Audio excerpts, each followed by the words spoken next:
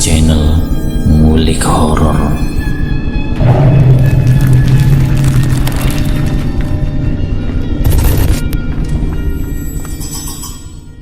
Assalamualaikum warahmatullahi wabarakatuh. Kembali lagi di channel Ngulik Horor. Channel ini menceritakan tentang kisah-kisah misteri. Pada kesempatan kali ini saya akan membawakan kisah misteri yang bersumber dari KBM dan ditulis oleh Nike Elsari. Oh ya, di dalam cerita ini nama dan tempatnya disamarkan semua ya, untuk menjaga privasi pihak yang terlibat di dalamnya. Yuk, daripada kita lama-lama, langsung saja kita simak ceritanya. Bismillahirrahmanirrahim. Kali ini saya akan membawakan kisah misteri yang berjudul Pesugihan Memedi Ireng. 1 bulan pasca pernikahan Kinansi dan Maridi, gonjang-ganjing terdengar di selaksa kampung. Tudingan demi tudingan riuh menuduh apa gerangan yang menjadi sebabnya. Benarkah ada yang janggal dari pernikahan keduanya? Kinasi gadis desa bermata secoklat madu, tubuh semempai berisi, sangat elok dipandang, raut ayu dan kulit bening terawat adalah dia gadis desa Jaya Makmur, idaman banyak pria sambayang menggebu-gebu bila melihat dia berlenggak-lenggok dari sungai sehabis mencuci. Entah bagaimana jalan ceritanya, tiba-tiba tersiar kabar pernikahan Kinasi dengan Maridi. Satu kampung membicarakan topik tersebut, seakan tidak rela melepaskan permata ke dalam pangkuan Maridi. Duda beranak 2. Bagaimana bisa kembang desa dipersunting oleh Maridi, lelaki penjual cireng keliling yang menghidupi 2 anak? Istri Maridi kabur dengan juragan padi dari kota. Belum lagi soal rupa sangat bertolak belakang antara Kinasi dan Maridi.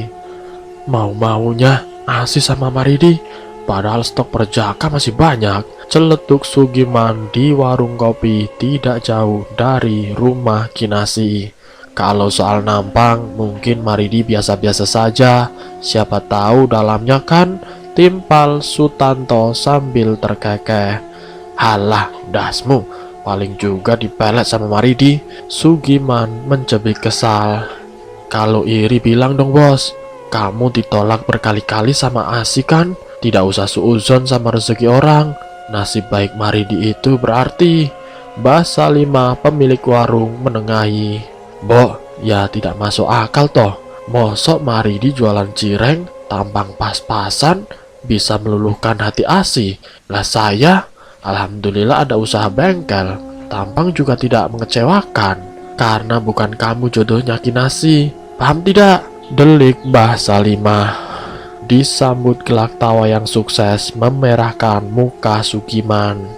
Sugiman tentu yang paling kesal dan tidak terima dengan pernikahan tersebut. Terhitung 4 kali dia datang menemui orang tua Kinansi. Hanya penolakan yang ia dapat. Beragam alasan diutarakan gadis itu. Entah belum siap menikah, entah ingin bekerja ke kota dulu, entah ingin mahar yang mahal, dan sebagainya. Benar saja tidak lama perhelatan seadanya dilangsungkan. Hanya prosesi ijab kabul dihadiri oleh keluarga inti tanpa resepsi. Binar bahagia memancar dari wajah Kinasi yang mengenakan kebaya putih. Di balik polesan rias sederhana, di bawah naungan gubuk yang hakikatnya sudah miring, Kinasi dan Maridi mabuk kepayang memadu kasih. Layaknya pengantin baru seolah tidak ingin keluar dari rumah. Setiap subuh keduanya beriringan dari sungai sehabis mandi. Sementara orang tua Kinasi beserta Samira adiknya tinggal di gubuk berbeda. Awalnya rumah reot yang ditempati Kinasi sekarang adalah milik orang lain. Sejak lama ditinggalkan setelah empunya pindah ke desa sebelah. gubuk tersebut dihibahkan pada Suyoto dan Saada, orang tua Kinasih. Kebahagiaan lengkap sudah bagi Maridi. Ditinggal pergi istri, kini dapat perawan Ranum yang menawan. Hari-hari Maridi penuh dengan senyum sumringah. Semangat hidupnya berlipat-lipat dari sebelumnya. Pagi buta Maridi sudah sibuk menyiapkan bahan-bahan untuk berjualan keliling, mengelap gerobak dan mangkuk-mangkuk untuk kebutuhan jualan. Sedangkan Asih turut rintang menyiapkan sarapan dan bekal suaminya. Keduanya melakoni peran masing-masing dengan ikhlas. Aura pengantin baru yang memancar menambah gelora keduanya menjalani hari. Meski hanya dalam kesederhanaan, beberapa kali purnama berganti tidak terlihat tanda-tanda Kinasih mengandung. Di sisi lain semakin banyak hasutan yang masuk. Bisik-bisik tetangga tidak dapat dielakkan. Kalau menikah tidak membawa perubahan, ya sama saja dengan nol besar, ledek tetangga Asih saat mencuci di sungai. Kamu itu ya sih, minta belikan tanah, minta bangunkan rumah sama Mas Maridimu. Mau sampai kapan hidup di gubuk reot itu? Jangan modal cinta-cinta doang. Memangnya kenyang makan cinta? Timpal seorang lain. Lagian masih ada Sugiman, perjaka tong-tong yang lebih mapan. Saya sampai tidak habis pikir. Kok iya mau-maunya kamu pilih Maridi? Sudah duda anak dua, jualan cireng. Apa tondo yang bisa diharapkan dari dia? Tidak ketinggalan bibi adik ibu Kinasih turut bersuara. Hanya senyum getir yang bisa Kinasih berikan, sembari menahan pedih dan perih agar tidak luruh menjadi tangis. Sekian bulan terus saja nyinyiran yang ada. Awalnya Kinasih gentar, tegar dan berusaha bersikap masa bodoh. Kini lama-kelamaan imannya pun mulai goyah. Setiap hari dirongrong dengan pertanyaan-pertanyaan serupa. Kapan Thomas? Rengek Kinasih suatu malam. Kapan apanya? Jawab Maridi. Mas bilang mau bikin rumah, bikin warung, terus jualan di rumah, ujar Kinasih. Ya, sabar dulu, modalnya belum cukup. Bikin rumah, bikin warung itu tidak sedikit uangnya. Banyak-banyak berdoa supaya rezeki kita berlimpah, jawab Maridi. Nanti, sabar, bentar, besok, kapan? Kini suara Kinasih sedikit meninggi. Maridi terkesiap dengan sikap istrinya, lalu memutuskan untuk diam. Semakin dijawab akan semakin runyam. Sedangkan Kinasih ngeluyur pergi ke rumah orang tuanya di sebelah. Di suatu tempat di alun-alun desa. Ada apa, Di? Tegur Paijo menepuk bahu Maridi. Keduanya tengah beristirahat di alun-alun desa. Paijo juga berdagang keliling, berjualan perabotan rumah tangga. Jika Maridi masih pakai gerobak dorong, Paijo sudah dengan sepeda motornya. Asih Jo, ujar Maridi. Iya, gimana dengan Asih? Selidik Paijo tertarik. Pusing, setiap hari mendesak minta rumah, minta bikin warung. Duit dari mana saya?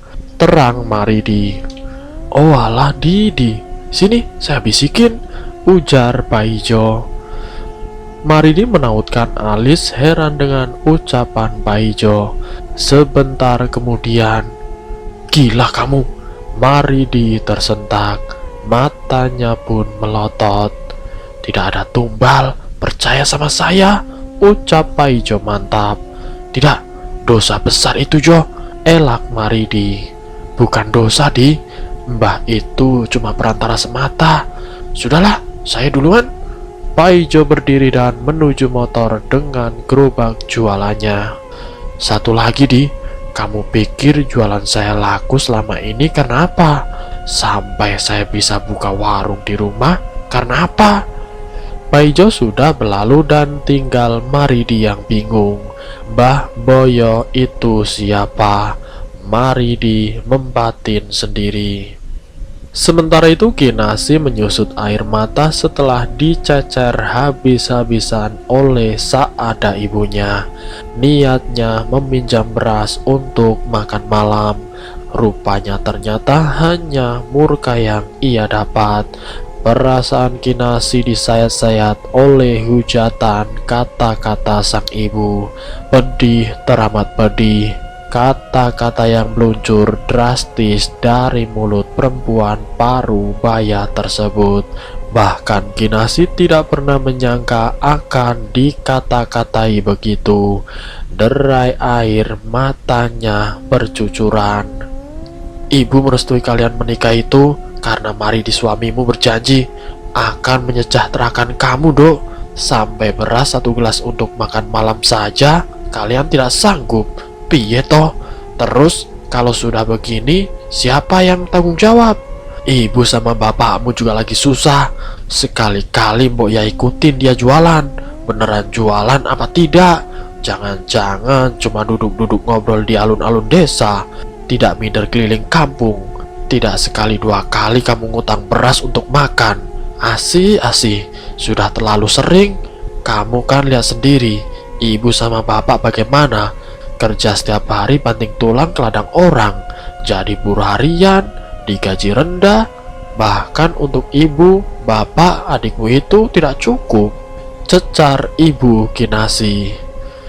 Tidak tahan dengan omelan sang ibu, akhirnya Kinasi berangkat, membawa dada yang sesak dan air mata yang tidak kunjung reda. Sesal menjadi-jadi kenapa memilih menikah. Kalau bukan kepada ibu, dengan siapa lagi? Kinasi bersungut-sungut menembus gelap hutan jati. Hatinya pias dihujat habis-habisan, seperti orang penjahat yang disidang oleh hakim.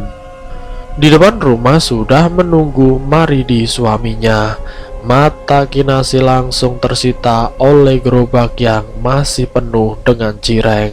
Wajah Maridi bias peluh masih meleleh di dahinya. Dari mana? Tanya Maridi ragu-ragu. Sebelah rumah ibu, ketus Kinasi menjawab. Tumben. Mau makan apa kita, Mas? Kita tidak punya beras, tidak punya sagu. Mau disumbal pakai apa mulut ini? Kinasi melampiaskan emosinya yang sedari tadi tertahan. Astagfirullah, istighfar sih, ujar Maridi. Capek aku, Mas, lelah hati, lelah pikiran, lelah batin, muak Kinasi. Kinasi membanting pintu dengan kasar. Maridi terperanjat dan tidak percaya.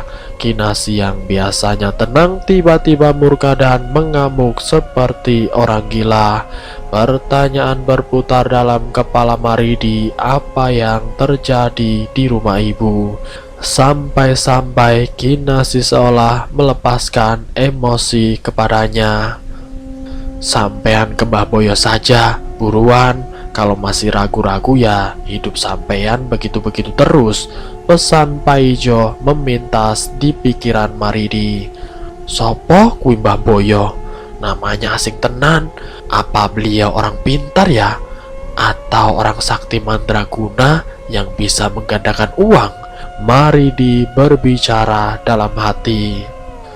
Semisal aku menemui Mbah Boyo, apa ada jaminannya bakalan aku menjadi kaya? Jangan-jangan cuma bisnis dan akal-akalan Paijo saja, batinnya lagi.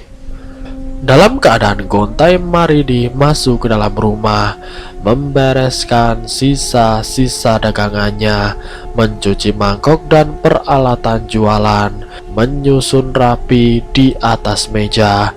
Tidak berani Maridi untuk mengetuk pintu kamar Kinasi. Dia paham juga menyesal belum bisa memberikan nafkah cukup untuk Kinasi.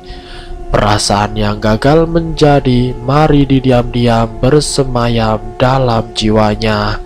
Tekadnya tidak pudar, apa saja akan dilakukan untuk Kinasi. Kemudian Maridi nekat mendatangi kamar Kinasi. "Si, Kinasi?" Tidak ada sahutan sama sekali. "Asih, sini dulu toh, kita makan malam dengan Cireng lagi." Agak ciut suara Maridi, menggigit bibir tanda rasa bersalah, dan masih tidak ada jawaban dari Kinasi. Dadanya juga sesak menahan air mata agar tidak jatuh. Berpuluh tahun hidup tidak lepas dari kesusahan, mengandalkan tulang delapan kerat saja untuk menyambung nyawa. Cireng yang sudah dingin disuapnya perlahan. Setidaknya dengan begitu tidak terbuang sia-sia. Meskipun enak, Maridi tetap mengunyahnya perlahan. Sambal mata di bawah tundung nasi menjadi teman cocolan cireng dingin tersebut. Berkali-kali Maridi menyeka air matanya. Suap demi suap dia teruskan agar tidak kelaparan. Kemudian derit pintu kamar mengalihkan perhatian Maridi. Terlihat mata Kinasi sembab dan memerah. Artinya dia baru saja menangis. "Puas kamu, Mas?" teriak Kinasi. Maridi melongo tidak menjawab. "Aku dicecer habis-habisan oleh ibu. Menyesal aku menikah denganmu, Mas. Tidak ada perubahan. Sekarang aku tanya, Mas beneran jualan ngider keliling kampung, apa cuma leyeh-leyeh saja di alun-alun desa?" Kinasi bertanya seperti menuduh. "Demi Allah sih, aku keliling kampung, tapi tidak ada yang mau beli. Aku harus bagaimana sih? Kan tidak mungkin aku memaksa-maksa orang buat beli. Memang ekonomi sedang merosot di mana-mana sih. Makanya daya beli orang menurun drastis," ujar Maridi menjelaskan. "Alah, itu alasanmu saja, Mas. Itu Mas Paijo kenapa lancar jualannya?" tantang Kinasi sembari berkaca pinggang. "Allahu Akbar, Asih nyebut." Maridi ikut berdiri, emosinya tersulut. "Tidak patut kamu mengukur rezeki orang. Masing-masing sudah ada jatahnya, paham kamu?" bentak Maridi. Berulang-ulang Maridi mengelus dada supaya tidak tersulut semakin jauh. Malu dengan tetangga yang lalu lalang mendengar pertengkaran demi pertengkaran. "Pokoknya, Mas, kamu harus usaha lebih keras. Aku tidak mau kalau disuruh makan cireng setiap hari. Enek, Mas," ujar Kinasi. "Kamu juga harus kuat berdoa sih, supaya rezeki aku dilancarkan," tanya balik Maridi. Kinasi tidak menjawab, menenggak air di gelas, lalu masuk kembali ke dalam kamarnya. Kesalnya masih menjadi-jadi.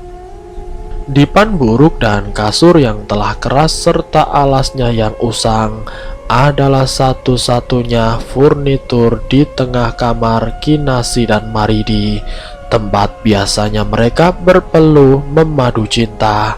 Sering juga keluh kesah hidup menjadi kidung disertai deritnya yang pilu.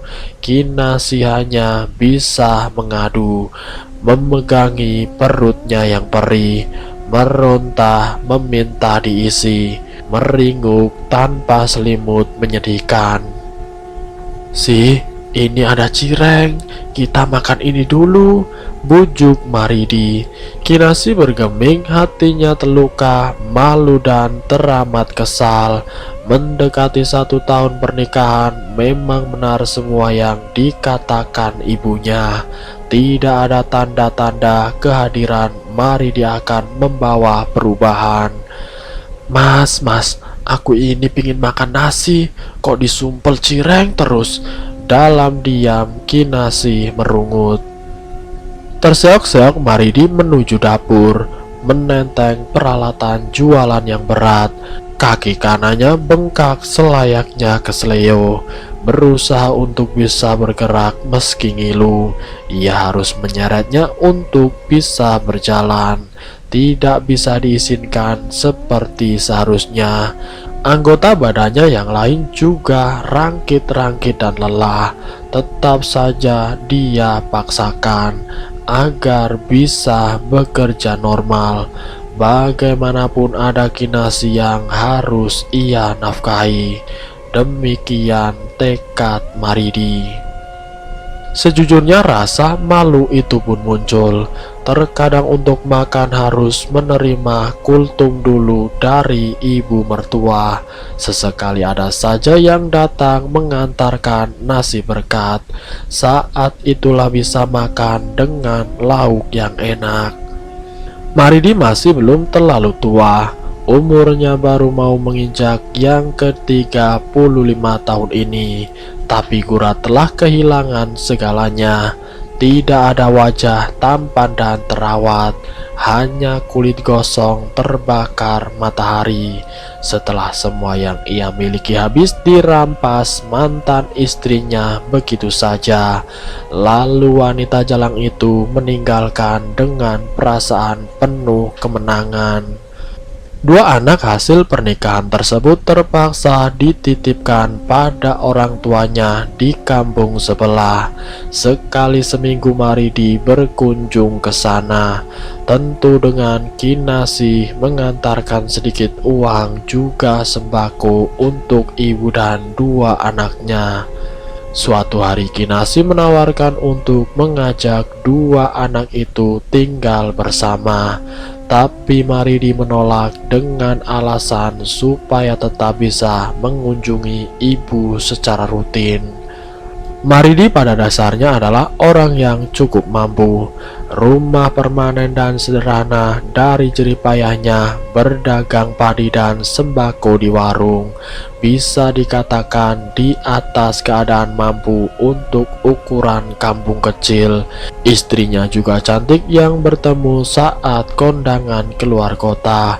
Jatuh hati pada pandangan pertama, lalu ia menikah, lengkap dengan hadirnya sepasang buah hati yang lucu-lucu. Atas dasar cinta pada istri, semua aset diatasnamakan ibu dari anak-anaknya tersebut. Hingga pada suatu hari keadaan berubah 180 derajat. Istrinya kabur dengan juragan padi yang biasa bekerja sama dengan Maridi. Seluruh aset lenyap dijualnya. Jatuh miskinlah Maridi. Lalu untuk menyambung hidup, Maridi mulai berjualan cireng keliling dengan gerobak dorong. Tertambatlah hati Kinasih setelah beberapa kali terlihat obrolan ringan. Cinta memang kadang tidak ada logika. Bagi warga desa Jaya Makmur, Kinasih adalah mahkota permaisuri intan berlian, bunga desa bidadari yang diidamkan banyak pria. Silih berganti berbagai jenis latar belakang orang datang melamar perawan 29 tahun tersebut. Lalu Maridi memenangkan hati Kinasih dengan cara yang unik. Semangkuk cireng dengan bumbu spesial katanya. Nyatanya memang malang tidak dapat ditolak, mujur tidak dapat diraih.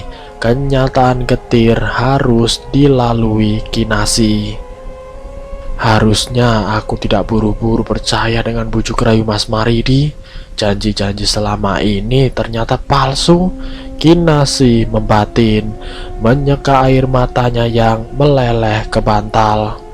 Sih, makan dulu cirengnya, setidaknya untuk mengganjal perut. Besok insya Allah kita belanja beras, ujar Maridi. Tidak mau, jawab Kinasih ketus. Nanti mahmu kambuh loh sih. Jangan nyari-nyari penyakit, kenapa sih? Maridi gusar di pintu kamar. Terserah, aku maunya nasi, bukan cireng, dengkus Kinasih memperbaiki gelungnya di atas dipan.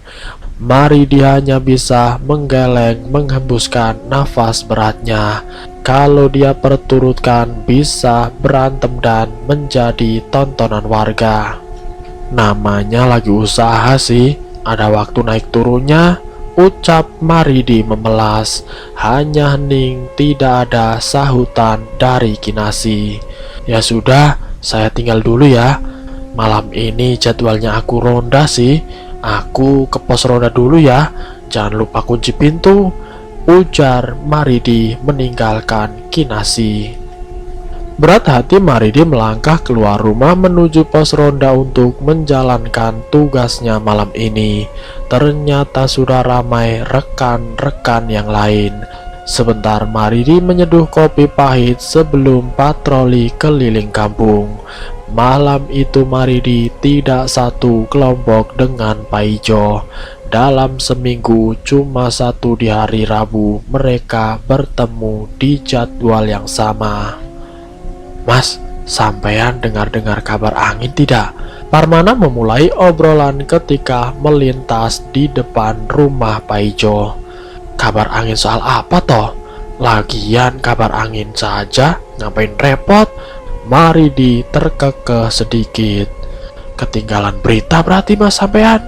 Kabar-kabarnya Mas Pak Ijo melakukan pesugihan dengan orang pintar yang ada di pinggiran kampung ini loh mas. Parman semakin antusias. Hus, hati-hati man, kamu salah-salah informasi bisa kena pasal pencemaran nama baik loh. Apalagi tidak ada bukti jelasnya. Maridi sontak berhenti, memandang sebentar ke rumah bertingkat milik Pak Ijo. Kalau belum jelas, jangan ikut-ikutan menyebar informasi. Nanti kamu yang kena batunya loh, delik Maridi. Parman memilih diam dengan muka kesal. Menurutnya sangat janggal tiba-tiba Pak Ijo bisa kaya mendadak, padahal cuma berjualan perabotan keliling. Mas, dengar tidak? Apa itu? Kamu masih nanya? Ayo, buruan lari Parmana. Keduanya lantas lari terbirit-birit setelah mendengar suara geraman dari samping rumah Pak Ijo. Dan bersambung, itulah kisah misteri yang berjudul Pesugihan Memedi Ireng bagian yang pertama. Apa yang terjadi selanjutnya dengan Maridi dan Parmana? Nanti saya akan lanjutkan ke bagian yang berikutnya. Jadi untuk kalian jangan kemana-mana, tetap stay tune di channel ini. Wassalamualaikum warahmatullahi wabarakatuh.